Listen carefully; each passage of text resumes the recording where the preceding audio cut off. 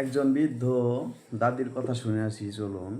এই কথা শুনেও যদি আপনাদের বিবেক জাগরিত না হয় তাহলে মরার আগেও হবে না। তো কথাগুলো কি বলে একটু লক্ষ্য করে শুনুন আর আপনাদের মতামতগুলো জানাবেন। ভোট দিবেন? আমি দেবো জামাত ইসলাম ভোট দেবো। আমি রাঙাচিতে ভোট দেবো না, নৌকায় আর দেবো না। কেন দিবেন না? আমি দেবো না, কেন দিবেন না? দেবো না। যার শাসন নাই, কোনো আচার নাই, কোনো বিচার নাই, কোনো বিবেক নাই, কোনো আদালত নাই। জামাত ইসলাম পাশ করলে কি করবে আপনাকে? আমারে করবে, আমি একটু পর্দায় যদি আল্লাহ রাহে, আল্লাহ যদি ইমান সবার জন্য যদি আনে, আমি এইটাই সত্য ভালো। তো কথাগুলো তো শুনতেই পারলেন আপনারা। আমার এই দাদির পর্দার প্রতি কত একটা আগ্রহ, যে জামায়াত ইসলাম জিতলে পদে পর্দায় থাকতে পারবে।